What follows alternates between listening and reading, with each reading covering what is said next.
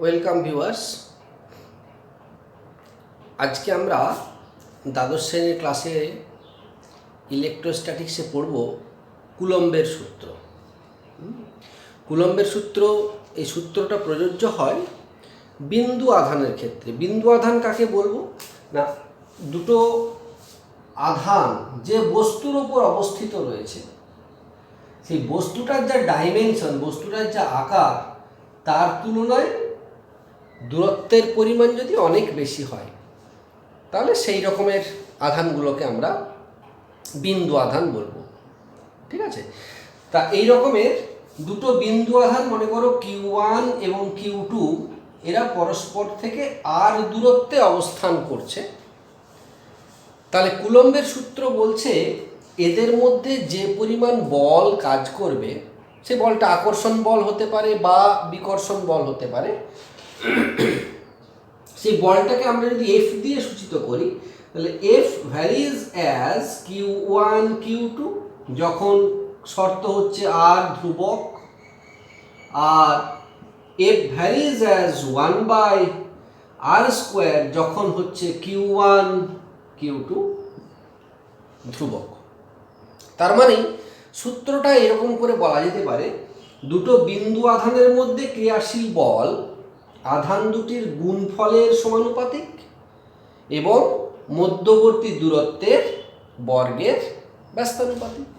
তাহলে এই দুটো সূত্রকে আমরা একসঙ্গে যৌগিক ভেদ অনুযায়ী বলতে পারি F varies as Q1 Q2/r², যখন Q1 Q2 r পরিবর্তনশীল। তাহলে এই যে সূত্রটা পাওয়া গেল, এই সূত্রটাতে সমানুপাতিক চিহ্নটা যদি তুলতে যায়, তাহলে একটা ধ্রুবক দিতে হবে। তাহলে এই ধ্রুবকটাকে দেবো কিরকম করে, বা F সমান K, স্মল k, ছোট হাতের K লিখলাম, Q1 Q2/r²। এই সূত্রটা তোমরা দেখো, এই সূত্রটা কিন্তু অন্যান্য সাধারণ সূত্রের মতো নয়। K একটা ধ্রুবক। অন্যান্য ক্ষেত্রে যেমন ধ্রুবকের মান আছে, সেটা বোঝা গেল, একটা নির্দিষ্ট মান থাকে ধ্রুবক। এক্ষেত্রে কিন্তু কুলম্বের সূত্রের ক্ষেত্রে এই ধ্রুবকটা ডিপেন্ড করে আমরা কোন পদ্ধতিতে বল পরিমাপ করছি, অর্থাৎ সিজিএস পদ্ধতি বা এসআই পদ্ধতিতে কোথায় পরিমাপ করছি, কোন পদ্ধতিতে, আর আধানগুলো কোন মাধ্যমে রয়েছে, অর্থাৎ মাধ্যমের প্রকৃতি। তাহলে এই কে ধ্রুবকটা ডিপেন্ড করে দুটো বিষয়ের ওপর, কোন পদ্ধতিতে আমরা বল পরিমাপ করছি সেই পদ্ধতির ওপর, এবং বলটা কোন মাধ্যমে পরিমাপ করা হচ্ছে সেই মাধ্যমের উপর। তাহলে আধান সম্বন্ধে, আধানের ওপর ক্রিয়াশীল বল সংক্রান্ত কুলম্বের সূত্র বলতে গেলে আমাদের কিছু আরো ধ্রুবক নিয়ে ডিসকাশন করতে হবে, ওইটা কিন্তু মনে রেখে দিতে হবে। কেমন ডিসকাশন দেখো, আমরা যদি ওই যে কে ধ্রুবকটার কথা বলা হচ্ছে, এই কে ধ্রুবকটা আমরা নিচ্ছি, মনে করো পদ্ধতি, এখানে লিখলাম পদ্ধতি, এখানে লিখলাম মনে করো মাধ্যম, হলো। তাহলে আর এইখানটায় লিখছি কে, স্মল কে, এটা কত? পদ্ধতি, মাধ্যম, কে। পদ্ধতিটা যদি সিজিএস পদ্ধতি বলি, মাধ্যমটা যদি শূন্য বা বায়ু মাধ্যম বলি, তাহলে কে এর মান হবে 1। ঠিক আছে? পদ্ধতিটা যদি সিজিএস পদ্ধতি বলি, মাধ্যমটা যদি অন্য কোনো মাধ্যম বলি, তাহলে কে এর মান হবে 1/K। ক্যাপিটাল কে এটা কি? Capital K is equal two মাধ্যমের পরাবৈদ্যুতিক ধ্রুবক। এটা নিয়ে পরে ডিসকাশন হবে। Capital K is equal two মাধ্যমের পরাবৈদ্যুতিক ধ্রুবক গেল। এবার যদি সিজিএস পদ্ধতির পরিবর্তে আমরা এসআই পদ্ধতি বলি, তাহলে এসআই পদ্ধতিতে মাধ্যমটা যদি শূন্য মাধ্যম হয় বা বায়ু মাধ্যম হয়, তাহলে কে এর মান হবে 1/4πε0। এটা একটা ধ্রুবক। এপসিলন জিরোটা কি? এপসিলন জিরোকে বলা হয় মাধ্যমের তড়িৎ ভেদ্যতা। ঠিক আছে, এপসিলন জিরোকে বলা হয় মাধ্যমের তড়িৎ ভেদ্যতা। এর একটা মান মুখস্থ রাখতে হবে। Epsilon zero is equal to 8.854 into 10⁻⁻12 newton metre square coulomb to the power -2, newton metre square coulomb to the power -2। এটা গেল সিজিএস পদ্ধতিতে, সরি এসআই পদ্ধতিতে। এবারে এসআই পদ্ধতিতে যদি অন্য কোনো মাধ্যম নিই, তাহলে অন্য কোনো মাধ্যমের ক্ষেত্রে এই ধ্রুবকটাকে আমরা লিখব 1/4 পাই এপসিলন। এখানেও আবার এপসিলনটাকে বলা হয় মাধ্যমের তড়িৎ ভেদ্যতা, শূন্য মাধ্যমের তড়িৎ ভেদ্যতা। মনে থাকবে? তাহলে ধ্রুবকটা নিয়ে যখন ডিসকাস আমরা করছি, তাহলে সেই ধ্রুবকটাকে কীরকম করে লিখব না, ধ্রুবকটাকে বলছি যদি সিজিএস পদ্ধতি হয়, শূন্য মাধ্যম হয়, তাহলে ধ্রুবকটার মান হচ্ছে 1। যদি সিজিএস পদ্ধতি হয়, অন্য মাধ্যম হয়, ধ্রুবকটার মান হচ্ছে 1/k। কে বলা হবে মাধ্যমের পরাবৈদ্যুতিক ধ্রুবক।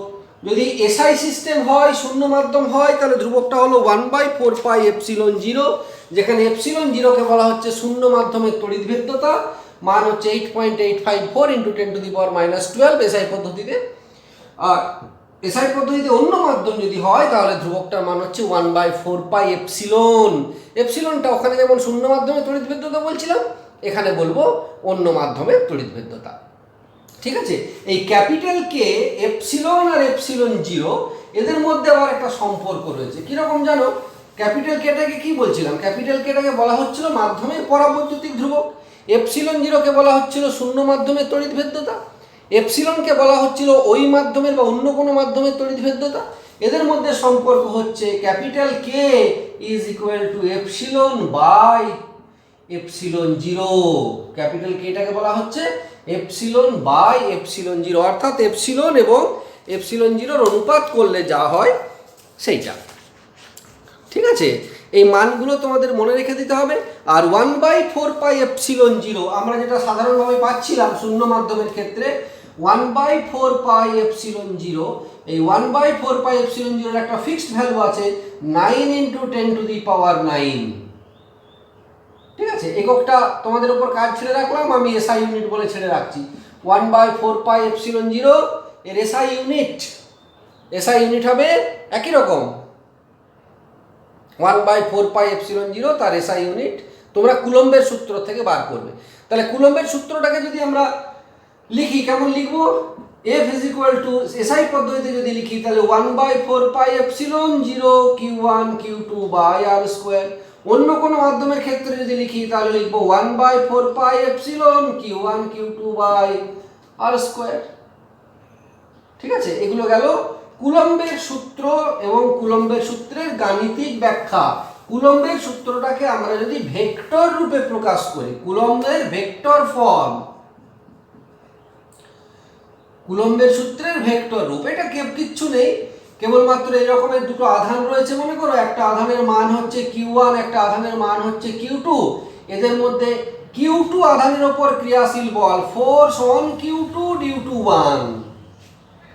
হ্যাঁ, 2 নম্বর আধানের ওপর ক্রিয়াশীল বল কার জন্য? 1 নম্বর আধানের জন্য। তাহলে কত হবে?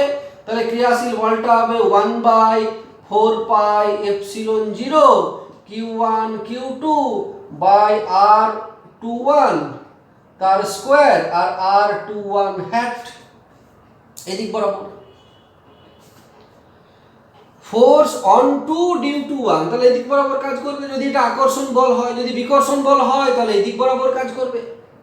আকর্ষণ না বিকর্ষণ তার উপরে ডিপেন্ড করবে। আবার উল্টো করে বলতে পারি, তাহলে ভেক্টর ফর্ম দিয়ে দিলাম, ভেক্টর ইকুয়াল টু এটা লেখা গেল। বা উল্টো করে বলতে পারি F12 equal to, vector F12 is equal to 1/4 pi epsilon zero Q1 Q2 by R12 square R12 hat. R12 hat মানে হচ্ছে R12 অভিমুখ বরাবর ইউনিট ভেক্টর। স্পষ্টতই এই দুটো পরস্পর সমান এবং বিপরীত, একটা এদিকে হলে একটা এদিকে হবে। তার মানে আমরা বলতে পারি F12 is equal to, vector ফর্মে যদি বলি তাহলে -F21। ঠিক আছে, এটা গেল কুলম্বের সূত্রের ভেক্টর রূপ। আচ্ছা বেশ, এইবারে কুলম্বের সূত্র থেকে আমরা ইউনিট চার্জ বা একক আধানের মান কি করে বের করা যায় বা সংজ্ঞা কি করে বের করা যায় সেটা আমরা বের করব। দেখো, আমরা সিজিএস পদ্ধতি নিচ্ছি আর বায়ু মাধ্যম নিচ্ছি, তাহলে কেটা কত ছিল? কে এর মান ছিল কত? 1। এক মাধ্যম ছিল, এক মান ছিল। তাহলে এফ ইজ ইকুয়াল টু, আমরা ফর্মুলাটা এরকম লিখতে পারবো, দেখো, Q1 Q2 by R square. যদি Q1 equal to Q2 equal to Q হয়, আর ইকুয়াল টু যদি 1 সেন্টিমিটার হয়, এফ ইকুয়াল টু যদি 1 ডাইন হয়, তাহলে এই যে মান দুটো পাওয়া যাচ্ছে, এই দুটোর মান প্রত্যেকটাকে বলা হবে 1 স্ট্যাট কুলম্ব। সংজ্ঞা কি হবে?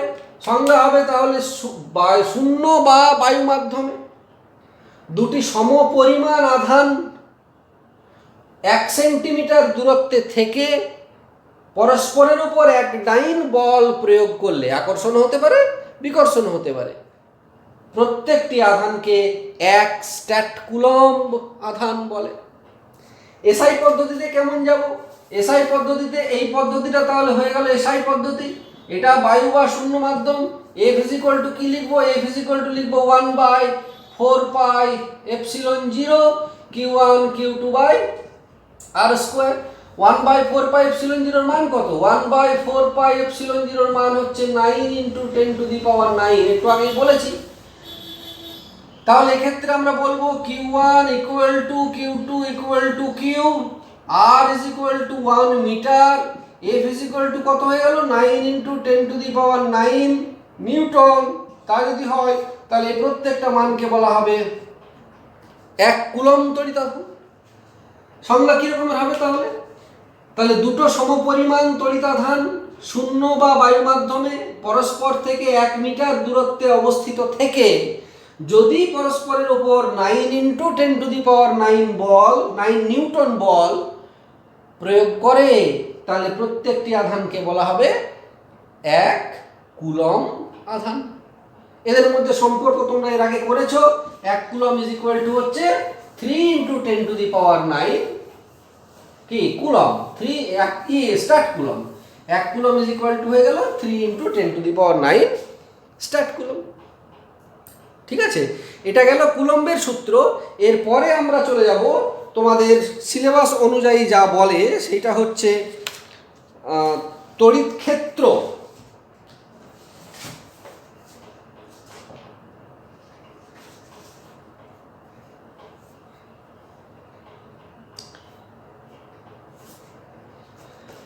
আধান বণ্টিত অবস্থায় রয়েছে। তড়িৎ ক্ষেত্র বলার আগে তোমাদের আরেকটু আমি বলে নিই, আধান বিভিন্ন রকমভাবে কোনো পদার্থের উপর বণ্টিত থাকতে পারে, লাইন ডিস্ট্রিবিউশন অবস্থায় থাকতে পারে। মানে আমি বলতে চাইছি, একটা সরু তারের উপরে মনে করো কিছু আধান বণ্টিত অবস্থায় রয়েছে, তাহলে সেই তারটার জন্য আর দূরত্বে কত তড়িৎ বল কাজ করবে কুলম্বের সূত্র অনুযায়ী। একটা সারফেস বা একটা তলের ওপরে কিছু আধান ছড়িয়ে রয়েছে, তাহলে এই সারফেস এর ছড়িয়ে থাকা আধানগুলোর জন্য নির্দিষ্ট দূরত্বে কত বল কাজ করবে। কিংবা একটা পদার্থের উপরে, সেটা তার একটা আয়তন রয়েছে মনে করো, তার মধ্যে আধান ছড়িয়ে রয়েছে, সেক্ষেত্রে কত তড়িৎ বল কাজ করবে। মানে আমরা যেটা বলতে চাইছি সেটা হচ্ছে ডিস্ট্রিবিউশনটা 3 রকম করে আছে। একটা লাইন ডিস্ট্রিবিউশন চার্জ আছে, একটা সারফেস মানে ক্ষেত্র, তাহলে সারফেস ডেনসিটি অফ চার্জ আছে, আর একটা আয়তন মানে ভলিউম ডেনসিটি অফ চার্জ রয়েছে। তাহলে এই 3টে ক্ষেত্রে আমরা তড়িৎ বল কত সেটা বের করতে পারবো। কীরকম করে বের করব দেখো, মনে করো এল দৈর্ঘ্যের একটা তার আছে। এই এল দৈর্ঘ্যের একটা তারের আহিত অবস্থায় রয়েছে, তারটা আধানের রৈখিক ঘনত্ব হচ্ছে ল্যামডা। মানে কি? মানে প্রতি একক দৈর্ঘ্যে ল্যামডা পরিমাণ আধান আছে। ঠিক আছে, তারটা এইদিকে রয়েছে, তারটা এইদিকে রয়েছে, এরকম রয়েছে। হ্যাঁ, এটা আবার ইন্টিগ্রেশন সাইন ভেবে নিও না, এটা কিন্তু লম্বা একটা তার এরকম যাচ্ছে মনে করো। আচ্ছা, আমি এরকম করে বুঝিয়ে দেখাই। এরকম একটা স্ট্রেট তার রয়েছে মনে করো, এরকম দৈর্ঘ্য হচ্ছে এল, এর রৈখিক ঘনত্ব হচ্ছে আধানের রৈখিক ঘনত্ব, আধানের রৈখিক ঘনত্ব ইজ ইকুয়াল টু হলো ল্যামডা, এটা আমরা ধরে নিলাম। তাহলে এইখান থেকে আর দূরত্বে কোনো একটা বিন্দু রয়েছে, সেই বিন্দুতে ক্রিয়াশীল বল কত, পি বিন্দুতে ক্রিয়াশীল বল এফ সমান কত, এটা আমাকে বের করতে হবে। তাহলে ক্রিয়াশীল বল যদি বের করতে হয়, এখানে একটা আধান ধরতে হবে। মনে করছি এখানে একটা আধান, এটা রয়েছে মনে করো Q0, ঠিক আছে। তাহলে এইখানে একটা ছোট্ট অংশ ধরলাম ডিএল, তাহলে ডিএল অংশের জন্য চার্জ ডিকিউ কত হলো, ল্যামডা ইন্টু ডিএল। তাহলে এই ডিএল অংশটাতে যে চার্জ বসে আছে তার জন্য পি বিন্দুতে ক্রিয়াশীল বল কত, তার জন্য পি বিন্দুতে ক্রিয়াশীল বল, এটাকে যদি ডিএফ বলি, তাহলে DF is equal to 1/4 pi epsilon not Q1 মানে ডিকিউ, Q2 মানে Q0 বাই আর স্কোয়ার, তার মানে 1/4 pi epsilon 0 lambda DL into Q0 by R square. তাহলে টোটাল ফোর্স পুরো তারটার জন্য এটা লাইন ইন্টিগ্রেশন হবে, integration over L 1/4 pi epsilon 0 Q0 lambda DL by R square, এটা ফর্মুলা। এটা কার জন্য গেল, এটা গেল লাইন ডিস্ট্রিবিউশন অফ চার্জ। এবার লাইন ডিস্ট্রিবিউশনের পরিবর্তে মনে করো আমরা ধরছি এখানে একটা ক্ষেত্রফল আছে, এরকম একটা এরিয়া আছে, এই এরিয়াটাতে চার্জ দেওয়া আছে। কত চার্জ দেওয়া আছে, চার্জ ডেনসিটি হচ্ছে সিগমা, সিগমা মানে প্রতি একক ক্ষেত্রফলে সিগমা পরিমাণ আধান রয়েছে। তাহলে এই মোট ক্ষেত্রফলটার জন্য যে ছড়িয়ে রয়েছে আধানগুলো, তার জন্য এখানে কত বল কাজ করবে, একই রকম ভাবে আর দূরত্বে আমরা বার করব। তাহলে ডিকিউ ইজ ইকুয়াল টু আমরা বলতে পারবো এখানে একটা ক্ষুদ্র ক্ষেত্রফল ধরে নিচ্ছি, মনে করো ডিএস। তাহলে ডিএস ক্ষেত্রফলের জন্য চার্জ কত হবে, চার্জ হবে সিগমা ইন্টু ডিএস। তাহলে ক্রিয়াশীল বল হয়ে গেল ডিকিউ ইন্টু Q0। তাহলে 1/4 পাই এপসিলন 0 এই জায়গাটাতে বসে গেল সিগমা ডিএস ইন্টু Q0। তাহলে এফ ইজ ইকুয়াল টু হয়ে গেল 1/4 পাই এপসিলন 0, এই জায়গাটা পাল্টে গেল, কত হয়ে গেল, এই জায়গাটা হয়ে গেল Q0 sigma DS by R square. এটা গেল surface density of charge. Volume density of charge কেমন, এখানে একটা তোমার আমরা আঁকা সুবিধার জন্য মনে করে এরকমের একটা ঘনক টাইপের একটা বস্তু নিয়েছি, একটা ঘনক, হ্যাঁ, যার মধ্যে আধান সমানভাবে ছড়িয়ে রয়েছে। তাহলে এইখানটাতে আমরা একটা ক্ষুদ্র আয়তন ডিভি কল্পনা করছি, আর আধানের ঘনত্ব ধরে নিচ্ছি রো, অর্থাৎ একক আয়তনে আধানের পরিমাণ হচ্ছে রো। তাহলে ডিকিউ ইজ ইকুয়াল টু কত হবে, ডিকিউ ইজ ইকুয়াল টু হয়ে যাবে রো ডিভি। তাহলে ক্রিয়াশীল বল হয়ে গেল 1/4 pi epsilon 0 DQ Q0 by R square, ঠিক আছে। তাহলে পুরোটা, ও আগের লাইনটা বলতে ভুলে গেছি, সারফেসের জন্য এখানে ইন্টিগ্রেশনটা সারফেস ইন্টিগ্রেশন হবে। এবারে ঘনকটার জন্য কি বলছি, তাহলে মোট ক্রিয়াশীল বল যদি বলি, তাহলে এই ডিএফ এর মানটা এখানেই গেল, তাহলে মোট ক্রিয়াশীল বল, তাহলে এটা ভলিউম ইন্টিগ্রেশন হবে, integration is equal to 1/4 pi epsilon 0, এই জায়গায় বসে গেল Q0, সিগমা ডিএস এর জায়গায় কত পরিবর্তিত হবে, পরিবর্তিত হয়ে যাবে রো ডিভি। তাহলে এই দিকটা হয়ে গেল সিগমা ডিএস এর জায়গায় হয়ে গেল rho DV by R square. তাহলে এই তিনটেকে যদি আমরা আলাদা করে লিখি, ভলিউম ডিস্ট্রিবিউশন, সারফেস ডিস্ট্রিবিউশন আর লাইন ডিস্ট্রিবিউশন অফ চার্জ, এদের ক্ষেত্রে তাহলে ক্রিয়াশীল বলগুলো এরকম করে লেখা যাবে। এটা হয়ে গেল line integral 1/4 pi epsilon 0 Q0 lambda DL by R square. Surface density of charge, এটাকে surface integral 1/4 pi epsilon 0 Q0 into sigma DS by R square. আর ভলিউম ডেনসিটি অফ চার্জ যদি থাকে, তাহলে এটা হয়ে গেল volume integral over 1/4 pi epsilon 0 Q0 rho DV by R square, ঠিক আছে। এটা গেল কুলম্বের সূত্র, কুলম্বের সূত্রের ব্যাখ্যা এবং কুলম্বের সূত্রের সাহায্য নিয়ে এরকমভাবে বিভিন্ন রকম যে চার্জ ডিস্ট্রিবিউশন থাকে, সেই চার্জ ডিস্ট্রিবিউশনের উপরে কত তোমাদের বল কাজ করছে সেগুলো বের করতে হয়, ঠিক আছে। তাই ইলেকট্রোস্ট্যাটিক্সের এই পার্টটা আরও বেশি করে পড়ানো যায়, কিন্তু আপলোড করতে অনেক টাইম লাগছে বলে আমরা ছোট ছোট ক্লাসগুলো করছি। এর পরের দিনই আমরা শুরু করব তড়িৎ ইলেকট্রোস্ট্যাটিক্সের কুলম্ব সূত্রের সেকেন্ড পার্ট, সেটা হচ্ছে তড়িৎ ক্ষেত্র। ওকে, ঠিক আছে, ছাড়ছি।